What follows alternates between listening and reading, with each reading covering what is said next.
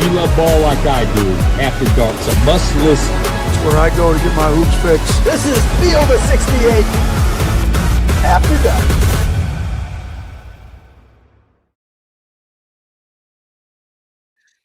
All right, welcome in, everybody. It is the Field of 68 After Dark. Chris Childers with Michael Tulip and Terrence Oglesby. We are getting close to the Final Four in San Antonio, Texas. I know Mike and Terrence are on their way very shortly out there to San Antonio to get ready for the big fight. It is all one seeds, which should prove to be a heck of a show come the weekend in Texas. So we are excited about it. So we'll talk about that in just a bit. But the news of the day, Buzz Williams is going to Maryland. Very exciting stuff. I know Mike and Terrence are going to have plenty to say about it. But first, Jeff Goodman, John Fanta, they weighed in when the news broke. Let's hear what our experts had to say.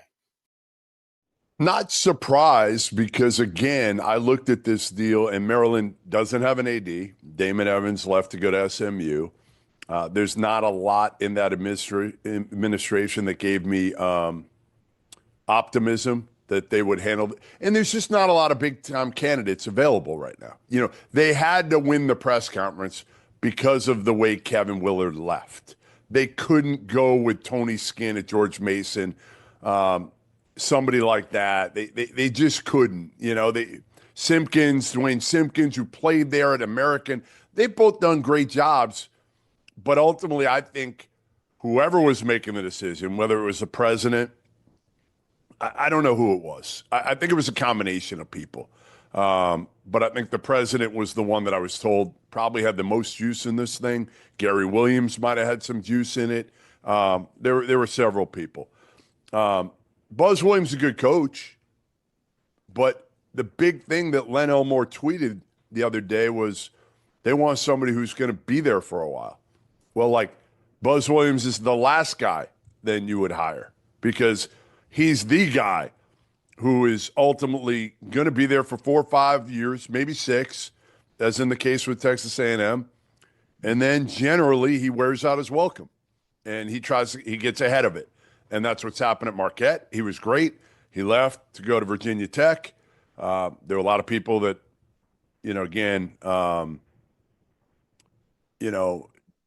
didn't love the way he left. Then the same thing happened at Virginia Tech to A&M, and now it's happening again, A&M to Maryland. So, again, the guy can coach. He's done a great job. He's not for everyone. And I'm not sure he's for the Northeast. That's the one thing I would say, John, is like, I don't know if his social media, if all that other shtick works in the Northeast. I don't know. We'll see. Well, we're about to find out, and he is in Big Ten country now, as Maryland has been in that league now for a while, so they got their guy in Buzz Williams. Goodman just said it. They had to win the press conference. Mike LaTulip, do you think that was mission accomplished by hiring Buzz Williams away from Texas A&M? Well, I think you have to move quick in this day and age. It was very clear that he had interest in the job, and it's a safe play. I mean, I think you look at the last couple stops that he's been at. I mean, A&M, he took them to 3 straight NCAA tournaments. The previous 11 years, they went to 2. When he was at Virginia Tech, took them to 3 straight NCAA tournaments. The previous 20 years, they went to 1. So he's proven that he can win, like Goodman said in the video. His methods and his personality, that may be one thing, but if you're Maryland, like I said, I think it is a safe play, and I think he's able to reset his clock a little bit, and that seems to be the theme with Buzz Williams over the years. So I don't think it's a bad hire by any means. I think it's certainly one of those wait and see deals when you see kind of how he meshes with whoever comes in as the AD and the administration, and how he brings his style of play from Texas A&M to the Big Ten. Can he replicate that? That's probably my biggest question. Terrence, I look at the Buzz hire, and this guy, people are saying, well, if you want somebody that's going to be there for a while, he's not going to be there. He jumps from job to job. But I kind of look at it differently nowadays. Like 5-6 years, to me feels like an eternity in modern day college athletics with the way things change. Yeah, absolutely. And I think really the guy that a lot of Maryland fans and Maryland people wanted was Dwayne Simpkins. I think he's a job away from taking Maryland. And he's done a terrific job at American. Like, let's not take away from the fact of how good a job he's done since he's taken over there. They won their league. They went to the NCAA tournament. He's done a really nice job. He's a job away. I think that jump would have been too big. But what you get with, Buzz Williams, guy's going to win. It doesn't matter what league he's in. Doesn't matter who they're playing. His style of play and the way his players play every single night from an intensity perspective, from a physicality perspective, and he always finds a way to get a couple of guards that can really go. He's going to win. Now, he's also going to probably wear his welcome out after 5 years. That's kind of what happens. Yeah. And look, 6 years, that is a long time. But like, if I could sign up to have a coach for 5 or 6 years in today's modern day and age of college basketball, I would sign up. You're going to go to the tournament, maybe not in year one, but he's going to get things rolling, at least set things up for the next guy. And keep in mind, too, when the next AD comes in, Kevin Willard pretty much laid out everything that was wrong with what was going on with Maryland.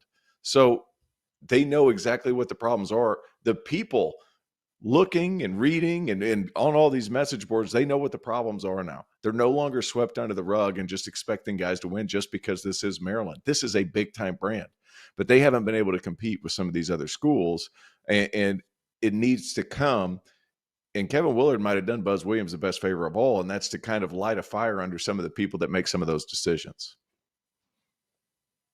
I think you just said something brilliant. I think you're exactly right.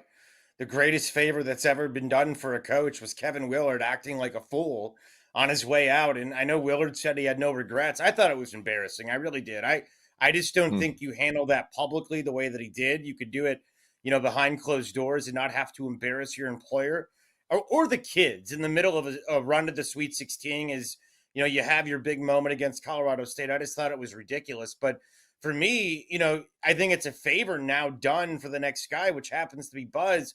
I don't feel a lot of people are saying this, and pun intended here, but I feel there's a little, less buzz for the Buzz hire than, maybe some people would like. But I don't know, Mike. I think they upgraded. I'm a Buzz Williams guy. I mean, I've been around Buzz. I like Buzz. I know he's not for everybody. He's kind of gruff. He's kind of, I've hosted shows with Buzz. So you can imagine, I mean, he's a different kind of dude than, like you, me, and Terrence are sitting here right now. But different cat. I could see how 5-6 years he wears out his welcome. But you know what? In football, there's a guy that's like that by the name of Jim Harbaugh. So, for whatever reason, you get what you can out of the guys. And Mike, I think they upgraded.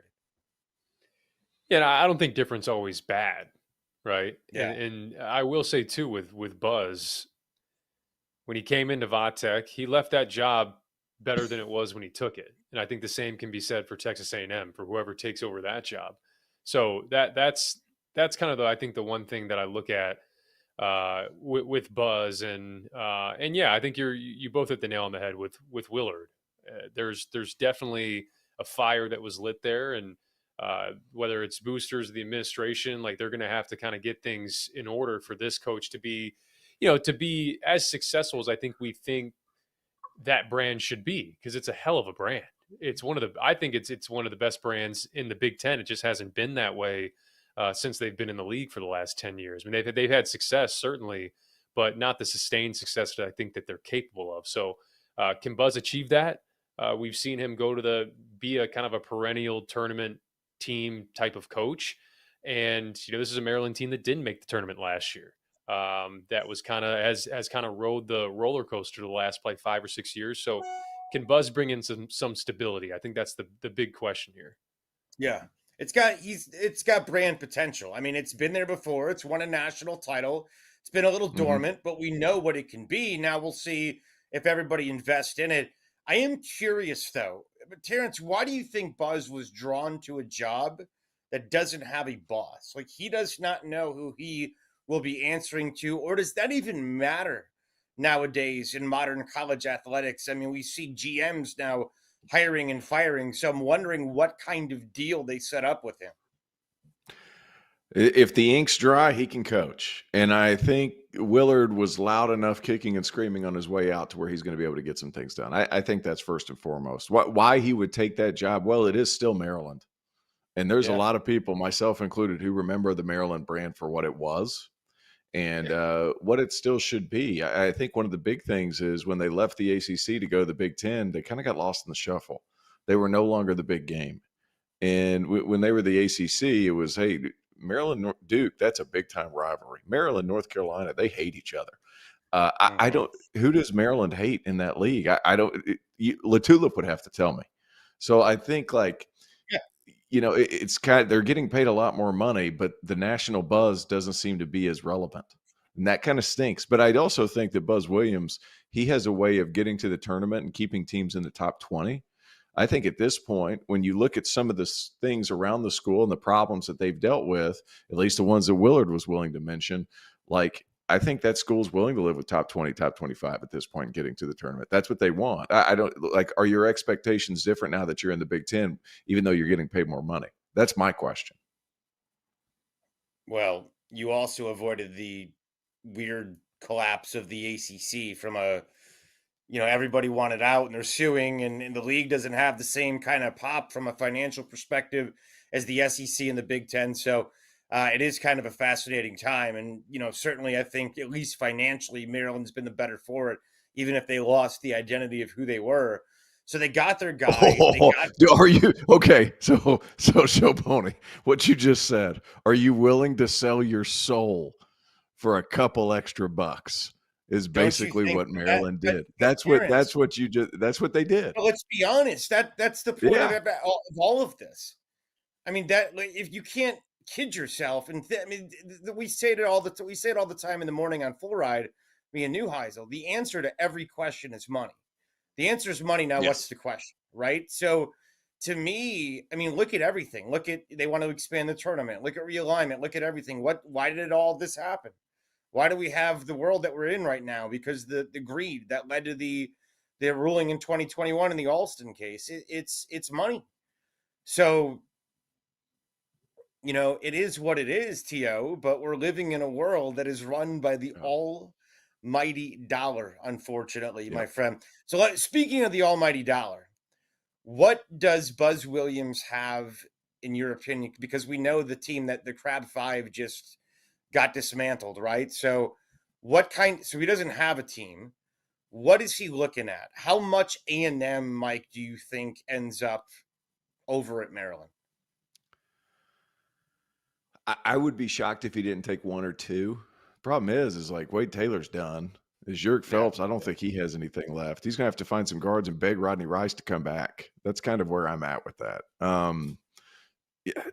And he's going to be starkly different than what Willard does. He's more of a, hey, I have two dudes that can really go. I'm going to let them create some plays. And then I have three other guys that are just beasts and bullies.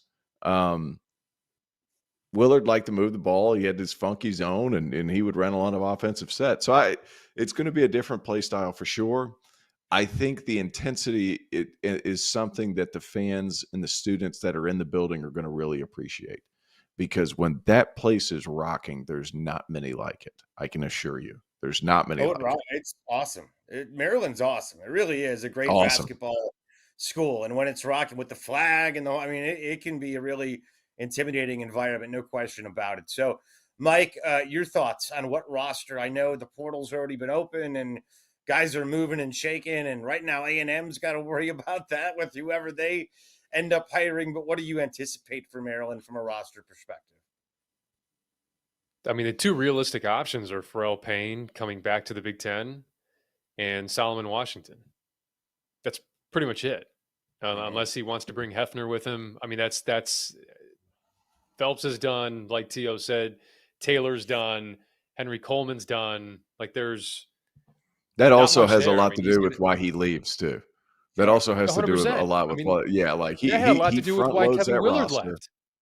Yep. It's the same thing. Queen's gone. Reese is gone. There was word of Gillespie leaving 2 months ago to go closer to home. What was Rodney Rice going to do? I mean, that thing gets decimated quickly. So, I mean, we can talk about why, like Willard and how he handled it too, but I think he knew it was coming down the pipeline. That was going to be a roster overhaul for him. Mm. It's an interesting world that we're living in, and we'll see what else they can put together because, the portal's already been spinning and guys have been jumping in and out. So we'll see what ends up happening with Maryland's roster, at least in the short term when it comes to next season. What about A&M? I mean, A&M's now, they had a good year, certainly made the tournament, had success. It's a tough league. So whoever gets in it's going to have their hands full. Every night's going to be brutal, but we know with it's going to come, accoutrements and money and all kinds of different things that comes with jobs in the SEC. T.O., what is A&M from a job perspective, and where should they be looking? Oil money at Texas A&M is something different. It's real. Remember they bought out Jimbo Fisher so many years ago for just like insane dollars. Don't be shocked if they look to Lubbock and just gave it a swing with Grant McCasland. Don't be shocked if they just looked that direction and gave it a swing. Yeah. I don't know really where they go. I thought Buzz did a nice job. It needs to be somebody that can get it done quick. And are you going for somebody that you feel can be there for 20 years? Or are you going for somebody that's trying to fix it quick, fast, and in a hurry? In my opinion, Texas A&M has been kind of that quick, fast, and in a hurry model. So look for them to take some big swings because money talks. As you've said, money talks, and they have it. I can assure you. They have it. I'm just curious, Mike, how much they want to spend on basketball. I'm curious how committed they'll be on it. That's the question. It's a football school, and I think McCasland for sure. I think there has to be a call there. His buyout's nutty, but I still think you have to make a call. I know his name gets thrown around a ton, but are they not making a call to Chris Beard? I mean, that feels like I know he's mentioned it feels like on every opening, but this is one. Yeah, but and the other one that I look at too is, I mean, I believe the AD came from Nebraska, and say what you want about Fred Hoiberg, but that Nebraska program was in the shitter for a while. Yeah. And he helped kind of build that thing up. So I don't know what that relationship looks like. I mean, he obviously had a lot of success at Iowa State as well.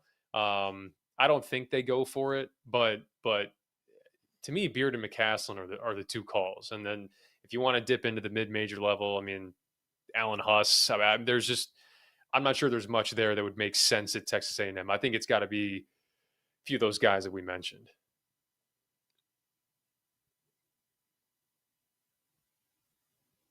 You want to host, T.O.? I think we're going to have to host. No, I think you look at some of those guys. Alan Huss, he has some of those ties. He was at Creighton. He was at some of those other places. Does that make sense? Are you willing to throw that much money out at a guy who has not proven himself at that level? That's not been their MO per se. Look the bottom half of some of these Power 4 leagues and see some of these guys that have had sporadic success. I think that's a direction they would consider, and that's something that they've had, somewhat success with. Texas A&M having to look for a new coach. It'll be interesting. I would be really curious if Grant McCasland does just get a Brinks truck backed up to his backyard and they just say, come on, what's it going to take? Yeah. And if he says no, just dump a little more. And if he says no, just dump a little more and dump a little more until he says yes.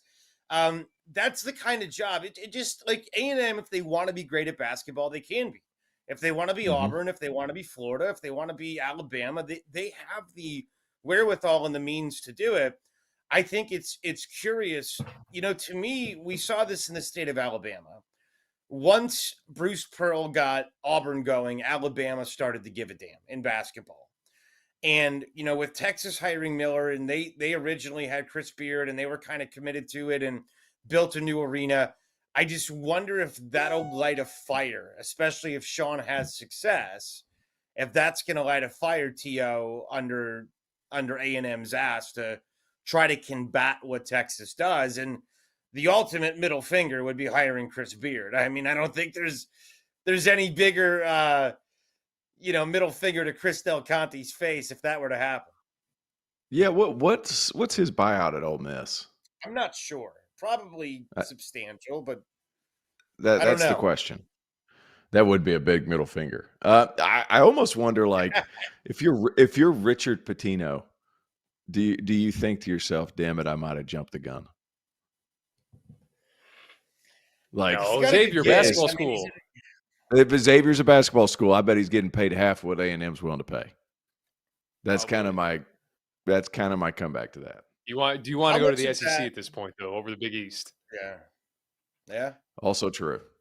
Yeah. Because with the way revenue share is going to be split up, Big East is going to be living, but Yep. the SEC still has more money in their pocket. Well, we're talking about Buzz Williams going to Maryland and the domino effect as a result of it. Buzz, I know, 5-6 years he comes, he goes. That's kind of his MO. But do you think the basketball school element of it, Mike? I mean, Maryland is a basketball school first. Do you think that matters to Buzz? Do you think that played into this? It's at least a factor. It may not be the driving factor, but it is a factor. I think there's, again, I think things have changed in terms of the way the carousel works now. I mean, it feels like before, T.O., when you and I were playing, it was like, what's the location of the school and what are the facilities like?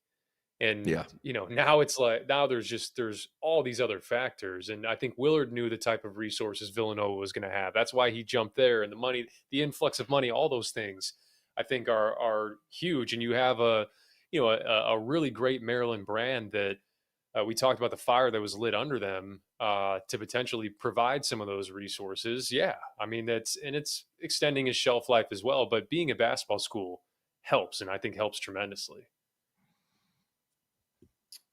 And I think it might really, be a big help as we continue to evolve with the payouts that are going to happen with the house settlement and all that kind of stuff. If your resources, if basketball matters to you, it might give you a big advantage when it comes to who you can land in the portal and all that. So we'll see where it goes.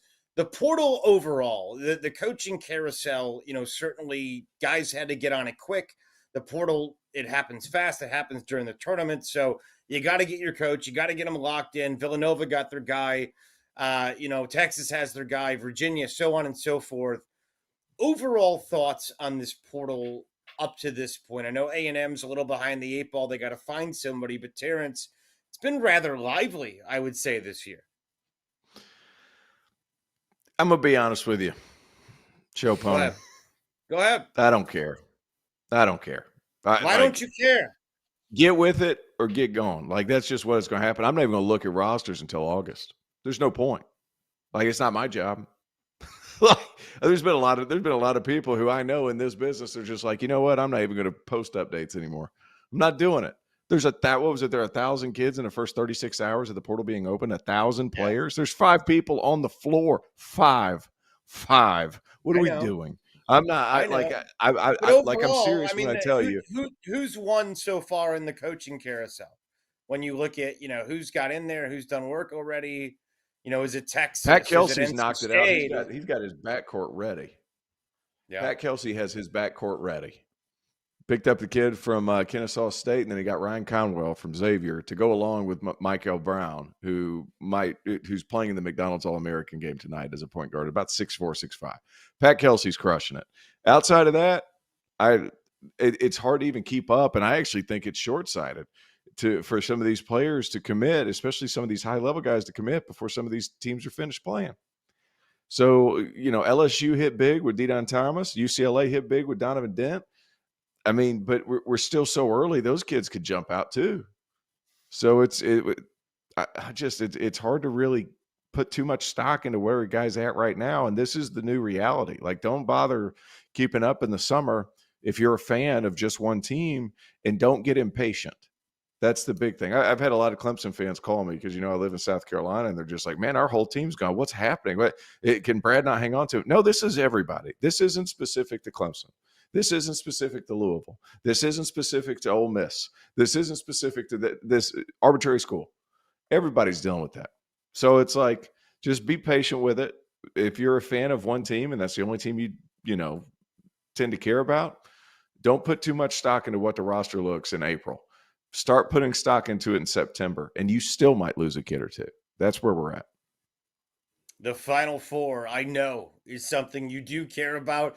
And we're going to talk about it next. We'll preview the two matchups coming up Saturday in San Antonio, Texas. We've got Auburn and Florida in one matchup. We've got Houston and Duke and the other. We'll get into it next right here. Chris Childers with Oglesby and LaTulip on the field of 68 After Dark.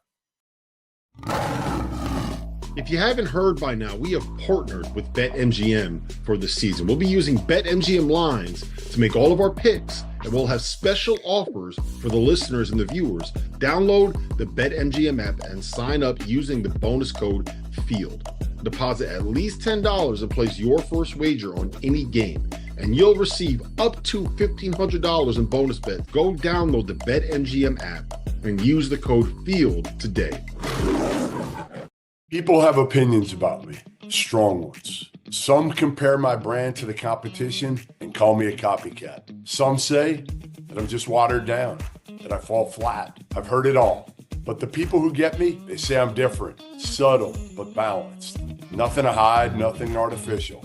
And once they give me a chance, they keep coming back for more. For more dad water. That's right, I'm talking about dad water, and I swear by it. No bubbles, no fizz, just a smooth, refreshing canned cocktail made with real tequila. 100 calories, 0 sugar, 0 carbs, and gluten-free. Find Dab Water's 4 flavors in an 8-pack variety pack or single flavor 6-packs. Dab Water invites you to enjoy its great lineup of products all tournament long. Take it from me, Jeff Goodman. Sometimes the most polarizing things are the best things. Dab Water, tequila, water, natural flavors. All right, we're back here, Field of 68 After Dark. We are live, and we are just a couple of days away from the Final Four. I know all the guys are getting on airplanes either tonight or tomorrow to get to San Antonio, Texas. They got a lot of exciting shows planned. I was looking at the plans earlier. I saw the venue. I'll look it up here in a minute to get all the specifics to talk about it. But it looks like a star-studded event. All you guys going to be down there at the Final Four, breaking it down. But let's talk about the games tonight as we inch closer and closer. I know over the next couple of days, we're going to break down these two games every way from Sunday. But let's go ahead and take a look at the two games, and we'll start with the game in the SEC. We've seen these two teams play in the past. Florida, 34 wins this year. Auburn, 32 wins. Both 1 seeds. One is your SEC regular season champion. The other is your SEC tournament champion. Vegas says Florida is a small favorite. Florida's been tested in this tournament. They had to do everything in their power. Walter Clayton and Houck and company to come back to beat Texas Tech. They survived Connecticut. Auburn's had some slow starts, but they have found ways to win. I thought they played clean for the most part against Michigan State. An interesting game to try to handicap. Mike LaTulip, your gut on this matchup is what? I like Auburn because I think for some reason, or not even for some reason, but I think we've gotten to the point where Auburn is somehow underrated at this point. It feels like they're the 4th team talked about in this Final Four. And I just think you go back to that first matchup with Auburn and Florida, and Elijah Martin's out. And I just thought that Auburn jumps out to that early lead and just kind of lost focus. I think they just kind of assumed that Florida being a man down would just kind of roll over. And that wasn't the case. I mean, they built the 15-5 lead, 20-11. And then at one point in there, Florida goes on a 29-9 run and really blows that thing open, especially in the second half. And so I think there's going to be a lot of focus for Auburn in this game, much more than there was in that first game. I thought they got spread out defensively, whether it was their busting switches or miscommunications in their press, leading to all these easy buckets for Florida. I think we're going to see a different Auburn team in this game. And like I said, particularly on the defensive end, I thought they were tremendous defensively against Michigan State. And I thought they've steadily been on the ascent defensively since the regular season ended, where I thought they took a step back. So I expect them to be dialed in, especially on the prep. And the front court matchup, I think, is intriguing as well, because Alex Condon won that matchup against Janai Broome in the first meeting, flat out. And so Janai's, I would assume, going to have some extra motivation in that department too. This is going to be a great game, just like the other matchup is, and I think I'm leaning Auburn at this point. You know, it's interesting, Tio. Throughout the year, Auburn was salivated over. I mean, it was, oh my God, they can beat you in so many ways, and they come at you. And Janai Broom, he was hurt, and they can win without him. And let's just salivate. And all of a sudden, their defense just imploded the last couple weeks of the season. But Bruce said, look, we didn't need it. We already won the regular season. It didn't matter. We were, kind of cruising. Whatever it is, they have managed to become an underdog. They've managed to kind of become the disrespected team. Everybody and their little sisters in love with Duke. Do you think that plays into Bruce Pearl? Will he play the respect card, sir? I think everybody respects Auburn. I think everybody does. I think it's going to come down to how well does Janai Broom feel? Like that sprained ankle / backwards bending knee / elbow problem / everything. Is he going to be able to cover Walter Clayton in ball screens? This feels to me, with that injury situation, with Dylan Cardwell shooting 32% from the free throw line, this feels to me so much like a game that Todd Golden is just going to manipulate. That's just what it seems like to me. He's just going to puppeteer this whole game. He's going to start fouling early. Dylan Cardwell is going to be sewing his own head at the free throw stripe. I'm not sure what's going to happen. Like they'll start fouling with 7.5 minutes to play. Like that's the kind of thing that Todd Golden will do, just if nothing else, just to take you out of anything that you want to do from a rhythm standpoint offensively. So I think that's going to be, he's almost going to godfather this thing, puppeteer the whole business. I like Florida in this game. Duke, Auburn has had an awesome season. And Tahad Pettiford, if he gets going, he could win this game by himself. He really could. I just feel like there's enough glaring holes, and they're not very big. They're tiny glaring. They're tiny, and they're right there for Florida to just pick apart. And when it comes down to it, where's the weakness? Even if we have that graphic that we showed a second ago, the tournament stats, maybe we could show it again. I don't know if we can. But if you look down at the 3-point percentage since, the tournament started, Florida's at 38, and then Auburn's at 31. There we go, right there at the bottom. Yeah, 31% and 38.8. I mean, that's pretty substantial differences. And Florida's really scoring the ball. Walter Clayton has been an insane person, especially at the end of the game. Now, you need tough shot makers, but you're also going to need somebody to be able to put Broom in a bind. And I think that Florida has the guards to do that. So I think Todd Golden's going to be able to manipulate this game a lot. And I think he's going to end up winning this game. And Tio, I agree with that because I have Auburn winning the game, but I agree with the manipulation aspect of it because in that first game, Janai struggled in ball screens, against Walter Clayton and these guys. And that's not even with Elijah Martin playing. I thought Aberdeen stepped up, and I thought that was the game that was kind of the coming out party for Florida's depth. Because you saw Aberdeen step in, he scores 10 points. Klavjar comes off the bench. You're like, he hits 3 threes. And I thought this was the game where Condon and Houck actually played the most together out of any game during the season, even up to this point. They played 21 minutes together in that game. They haven't surpassed that in any other game this season. So I do think they'll go back to the well on that because it gave Auburn problems. That's why they had to go. Cardwell had to get out. They had to go Chaney Johnson for large stretches in that game. So the personnel is going to be interesting. I agree with you. They're going to have to make Janai work defensively, especially in ball screens, because he just didn't have it in that game on that end. And I thought Condon frustrated him at times offensively. So we'll see. Because all the motivation factor, like, again, I think that has more to do with the prep and how dialed in you are to the personnel and the scout and all that stuff. Once the ball tips, it's kind of any other game. I know that the magnitude of this game is large, but you go out there on the floor, it's still basketball. It's still 5-5. It's still between the lines. So I'm excited because I think there's revenge on the mind of Auburn. Goodman interviewed them, Miles Kelly and Janai Broom, after that game against Michigan State. It's very much on their mind. They're very aware what happened to Neville last time they played there. So I'm excited for it. 2 1 seeds going to be battling this week, 4 1 seeds, I should say. But these two from the SEC regular season champion and the SEC tournament champion, and the winner will get a spot in the NCAA Tournament Championship come Monday. Let me dig a little deeper into something that Terrence said earlier. So, Janai Broom, you asked how healthy is he? And we saw the sprain.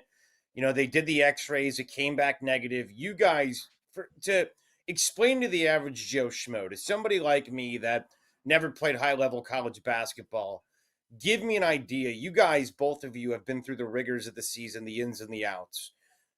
Terrence, how healthy, in your opinion, from a guy that played the game, what do you think his body is going to be like? To make a video game reference, everybody's health meter's at about 85%. Everybody's. Like, everybody's exhausted. Yeah, everybody's tired. I do wonder, the reason I think about Janai is because how are you going to be able to move laterally when you can't just play drop coverage against Walter Clayton? He's going to step back and shoot three. So you're going to have to continuously be in a stance, go forward, backward, side to side all the time. How stable is that leg? And he comes out of the game, he says, I'm done. And then he limps out there. Guys, it's sore. I can assure you, if nothing else, it's sore. I think he plays, obviously, because it's the Final Four. He should play. When I say he should play, I know I would do anything I could to be out there. But at the same time, like, there are going to be some limitations sometimes, unless, you know, he heals like Cooper Flagg or something like that, which is possible because these guys are freaks of nature. But I do that stuff makes me nervous. If nothing else, curious. Are you going to be able to get through some of those things and change directions while you're retreating? That's not easy, especially on a leg that bends backwards and the ankle goes too. That's the difference too. Because, you know, Tio, like when you have an injury like that, when you're playing on offense, you're dictating the movements so you can compensate. And when you're on defense, you're not dictating the movements. So that's why it can almost look like night and day on those two ends. And you made the comment about the health meter. I pictured like if you've played backyard baseball, like the juice box for the pitcher. Yeah. It's like scrunched more and more. Everybody's got like a slightly scrunched juice box. That almost sounds like an innuendo, but it's not. It's funny, man. Like I think for Janai, the good news for him is that probably even compared to Cooper Flagg, Janai's game isn't fully predicated on athleticism. I think he's more angles and leverage than he is probably, end to end, fly over the top of you type deal. So, but I agree, it's in ball screens, it's retreating that it would probably affect him the most. So, do they put two on the ball like they did in that game back in February and just try to get out of his hands and say, hey, somebody else beat us? The issue with Florida, we talk about their depth. A lot of guys can. I mean, how good Thomas Houck's shooting the ball. And that was a guy they were willing to leave open in that game. Condon showed his ability to step out. We know what Martin Richard can do. And so Aberdeen comes off the bench. It's the depth is going to be an other guy's game. Another guy's game. Yes. I don't think they're going to sit there and say, damn it, Walter Clayton had 32 on us tonight. We just couldn't quite stop. Like they're gonna make sure it's not him that beats him. And the thing with Walter Clayton, man, real quick, there's something casual about his game that with 8 minutes left in the first half can frustrate you. Because, he takes a ridiculous route under a ball screen and someone laces a three on him. And you're like, dude, why not just fight over the top on that? But that same kind of casual mentality is, I think, what allows him to just kind of play free of mind at the end of games. So you kind of take the good with the bad in that sense. And there's no one that's been better in those moments in this tournament, I don't think. So having a guy like that on your side, I think, is pretty important for the Gators. I think you guys are right. That's the first game. It tips off at 6:09 Eastern time on Saturday in San Antonio. Again, Field of 68. Going to have full coverage all week long down there in Texas. The later game at 8:49, Houston taking on Duke. Couple of one seeds that had incredible years. 34 wins for Houston, 35 for Duke. Duke wins the ACC. Houston wins the Big 12. Neither one of those are the money league. So You got one side where it's all, the bells, the whistles, the diamonds and jewels of the SEC, and then Houston and Duke from the Big 12 and the ACC. Duke is as blue blood as it gets in basketball. But for John Shire as the head coach, his first trip to the Final Four in Houston, I brought this up earlier, and Mike, I'm curious how you view it. When you think of Houston now, are they a legitimate current blue blood in college basketball? Do you kind of just look at them every year? I think they're always kind of trying to prove themselves. Even in this game, they're going to come in as major underdogs and nobody expects them to win. When they came to the Big 12 from the American, people thought they'd struggle. They have not. With that said, I mean, what do you make of them and what they have to prove, if anything, coming into this? I mean, they've been the model of consistency and success over the last 5-6 years. And I don't know, the blue blood conversation, I think it's almost like shifting it more to like a powerhouse conversation. Because I think I saw somebody the other day that was talking about, well, Alabama's not a blue blood in basketball. It's like, well, they've been kind of a powerhouse in the sport. And I think Houston probably falls into that same category, because there's people that hang on to the blue blood. And hasn't the modern era redefined the term with the NIL? Yeah, I mean, let's be clear too. Like Duke's not struggling for money. Like no, I know, but you know what I mean. They're not SEC. They're not Big Ten. Right. Yeah. No, but like, I mean, Indiana hasn't been a blue blood. Indiana hasn't been a, they would call themselves a blue blood because that's just kind of the tradition of it. But as far as like current day, Houston falls into the category of one of the biggest powerhouses in college basketball. They've proven that. And so I think this is actually the matchup I'm more intrigued with between the two matchups. I just think the physicality has bothered Duke. We saw that in the Clemson game. We saw that in the Kansas game to a degree. And now you're facing a team that is about as physical as anybody in college basketball.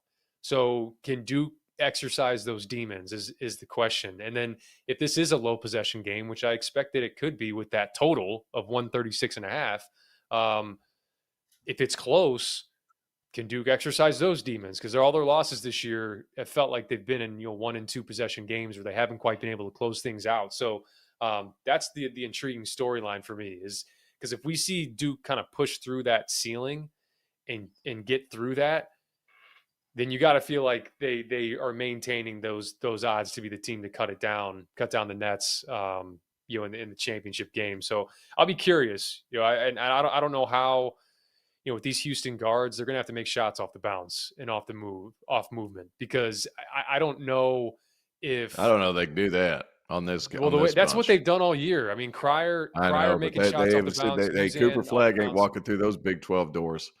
That's what I'm saying. Like, they can switch. I just wonder what Duke does defensively, because they'll switch Milowatch at times, and maybe they just say, hey, we'll switch Milowatch. We're not afraid of Tugler in the post. Roberts can obviously punish you, but we're not afraid of Francis in the post. Let's switch Milowatch out there, because those guards have proven, Uzan and Cryer, and Sharp to a degree, like it's not their strength to finish around the rim. It hasn't been all year. So maybe they'll just funnel them in and switch Milowatch, or maybe they'll show. I don't know. I'll be curious to see what Duke does defensively in this game, because I think it could have a major impact on what that margin is. There's been times this season where, sorry. There's been times this season where Sion James has been the smallest Duke player on the floor, and he's 6'5", 240. Like, he's listed at like 225, 230. Not true. The dude's a horse. He is a Clydesdale of a human being. He is massive. And he's the smallest player on the floor. In Houston, like, I love Kelvin Sampson. Those guys play so hard. I'm wearing a red shirt right now. I didn't even realize it's almost as red as my face. But like, the thing is, by the way, tense off a little bit, cowboy back there. You're making me look crazy. Anyway, but Houston, as far as what they do defensively, that how's Duke going to be able to score consistently, because they get to the ball so fast, and Konkanipple gets it off quick. Cooper Flag can find mismatches in a hurry. How quick do they get to the ball? That's going to be the tail of it. I think they're going to have a hard time scoring, because they rely on tough shots anyway. Uzan gets to the cup, but sometimes he struggles finishing around there. LJ Cryer loves this little step back to his left. Is he going to be able to shoot that over 6'7", like consistently? Big 12 is a good league. The ACC this year was not a good league, but Duke is a different breed of team. Houston's got to score.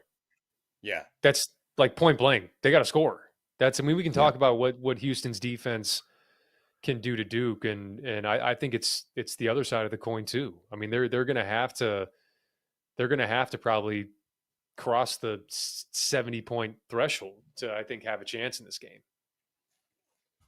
What about the other side as we talk Duke Houston? Do you worry about Duke's ability to score? I know everybody loves Cooper and Kahn and the rest of this team, but Houston just came off a historic butt whipping, I should say, of Tennessee. Now, Tennessee's not exactly as offensively gifted as Duke, but we know Houston can, make you a little icky and make you feel weird offensively. I don't know if Duke's seen a defense this good. Mike, do you worry about that at all, about Duke scoring, or is Duke just another level? Duke hasn't seen a defense this good, but at the same time, what I keep going back to with this Duke team is, I was there for the Tennessee game, and Tennessee was wide-eyed, man. They were completely wide-eyed, and shots were short. Guys were fumbling the basketball coming off curl cuts. I mean, it was a disaster for them. And I just think the makeup of this Duke team, we can talk about the schematics of it and be like, hey, this is what they're going to run. They can run their pin downs or run their, different actions. I think this Duke team is built entirely different mentally. That's been their edge all year. That's why they've been so consistent through league play, just blowing out teams, coming into the tournament, staying focused like this. And I think Duke has what all these other teams have in the Final Four. Every single one of these teams can fully expect to win. Fully. Yeah. And they play that way. The confidence they play with, the assertiveness they play with, all of them play that way. I just think for Duke, it's just the mentality is what has separated them this year. And I don't think they're going to come into this game, even though they have 4 young dudes coming off the bench with Isaiah Evans. I just don't see any type of fear from them. That's not to say that they may not make every shot, but I think they're going to put themselves in the best headspace to be able to do it, is what I'm saying. Field of 68 going to be in San Antonio all week long, starting tomorrow through the Final Four. I know Terrence and Mike are a part of the crew that are going to be live from the Smoke Sky Bar there, 5 o'clock to 8 p.m. Eastern, Wednesday, Thursday, Friday, and Sunday. So make sure you go and see the guys live. It's going to be Doster and Goodman and John Martin, John Fanta, Henson, Hansborough, my guys here, Matt McCall, Jarrell McNeil, a star-studded affair. Again, that is at Smoke Sky Bar in San Antonio, Texas. You're going to make sure you want to get there because there's a lot to talk about. It's all one seats, which means it's really good basketball teams that deserve to be here that we've obsessed about all year long. So make sure you go check the guys out if you're making the trip to San Antonio. Let's take a break. We'll come back. The portal has been a spinning. We got a star from Michigan that has jumped in. Let's talk about that, plus all the other news in college basketball as we finish things up on this Final Four Tuesday on the Field of 68 After Dark. College basketball fans, are you ready to take your hoops game to a new level? Whether you're a seasoned bettor or just trying to win your March Madness office pool, Rhythm is here to give you the edge this season. With data-driven predictions for every single college basketball game left on the schedule, Rhythm helps you maximize your bets. And as March Madness kicks off, Rhythm's insights will help you spot those plucky Cinderellas that you know are going to shake up the NCAA tournament. But that's not all. When Selection Sunday rolls around, let Rhythm's AI-powered bracket generator do the heavy lifting for you. This is the same AI tool that performed 35% better than the average ESPN bracket last year. And here's the best part. Rhythm pairs perfectly with our Field of 68 expert analysis, giving you the 1-2 punch that you need for the rest of the college basketball season. So don't wait. Download Rhythm today and get ready to see college basketball and your betting results in a whole new light. Were you one of the people that thought that Wisconsin was going to beat BYU, that St. John's was going to get past Arkansas? If you lost in the first weekend of our $40,000 Survivor contest, I have good news. We are hosting a $15 to enter second chance Sweet 16 Survivor. There is more than $30,000 up top if all 2,200 spots filled. With their slick mobile app and user-friendly website, Splash Sports is the home of Survivor. So sign up and prove that once again, you know more ball than the field of 68. All right, we are back here, Field of 68 after dark. Final four this week. Again, the boys going to be in San Antonio. They're going to be broadcasting tomorrow through the weekend at the Smoke Sky Bar in San Antonio from 5 to 8. So make sure you see the guys there. Lots going on outside of the actual games. I know the coaches' convention's going on this week, and there's going to be plenty of conversation about the transfer portal for those that actually attend the convention now that the portal has been spinning so fast. But Mike LaTulip, we saw a star from Michigan guard Trey Donaldson enter the portal today. You know, I don't know if he wants to leave Dusty May, if this is just a chance to see what the market is for NIL, but certainly a rather big name that put himself in.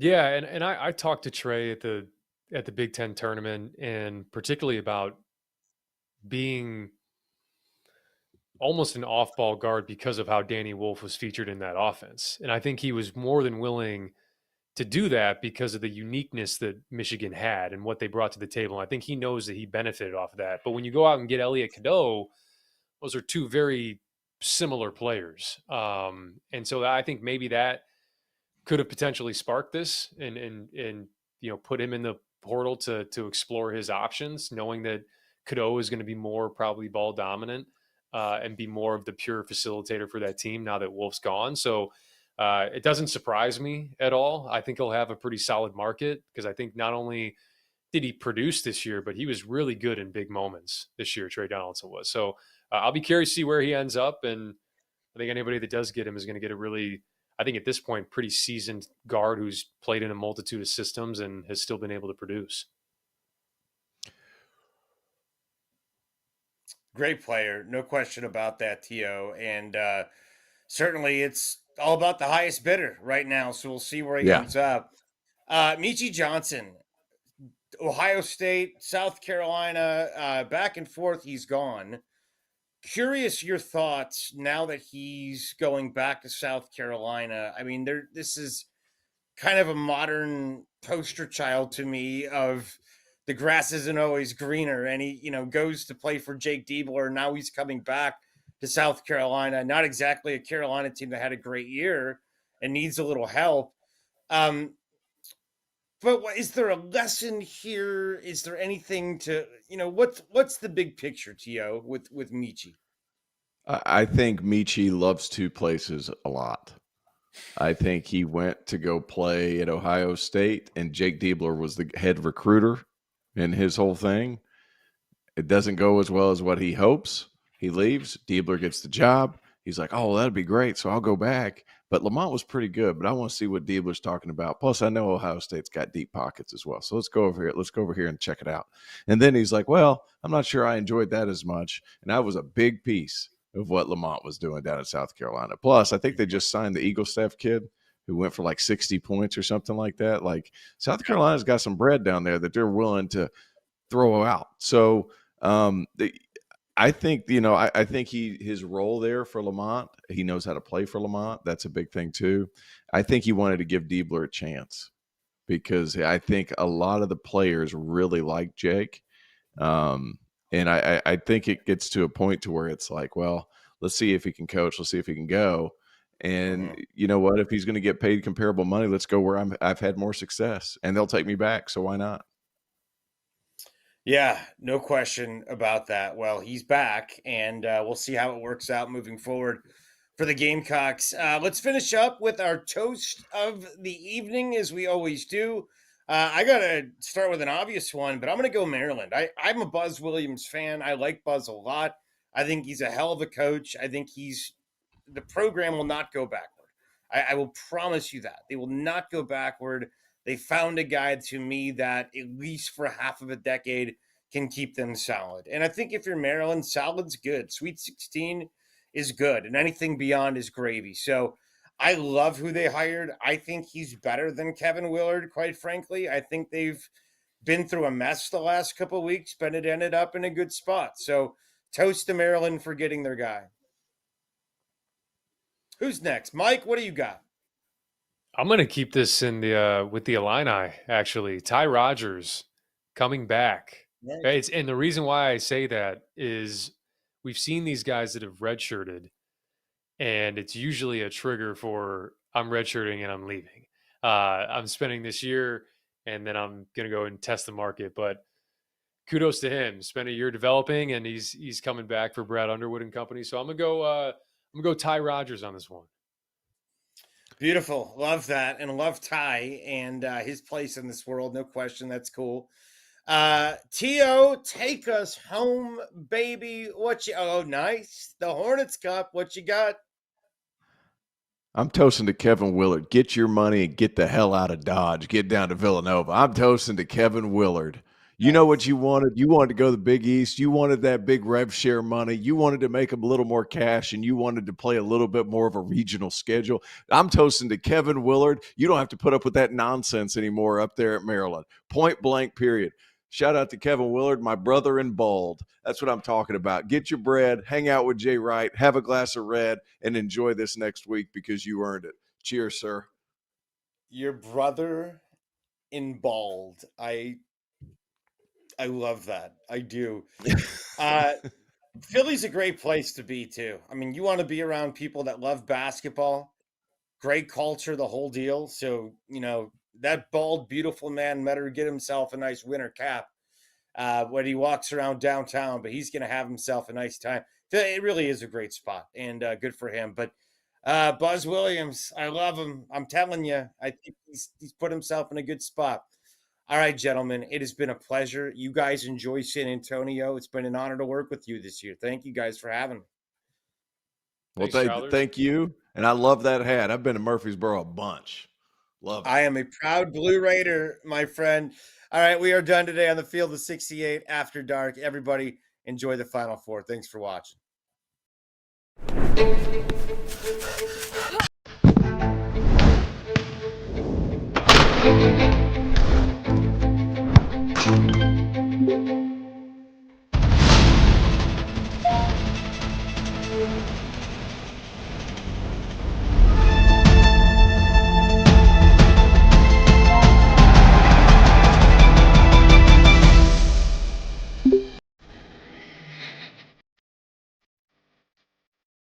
I want my home to feel like my home. So whether I'm looking for big furniture, just a small piece for my place, or maybe some storage solutions for the basement or the garage, the answer is Wayfair. Seriously, I needed a new patio set and fire pit for my backyard. I bought it on Wayfair. It looks great on our deck, and it gives me an excuse to fire up the smoker, invite some friends over, crack a couple beers. Just last week, I bought a new chair for my office, someplace comfortable to sit while the madness takes up the 4 screens in front of me. I got it on Wayfair, clicked a few buttons.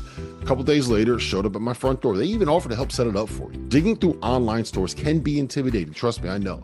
It can be hard to find what you're looking for in your price range, but not on Wayfair. They have great options, even if you are balling on a budget like me. Wayfair has every style for every home, including mine and yours. So head to wayfair.com and shop everything home. That's WAYFAIR.com. Wayfair, every style.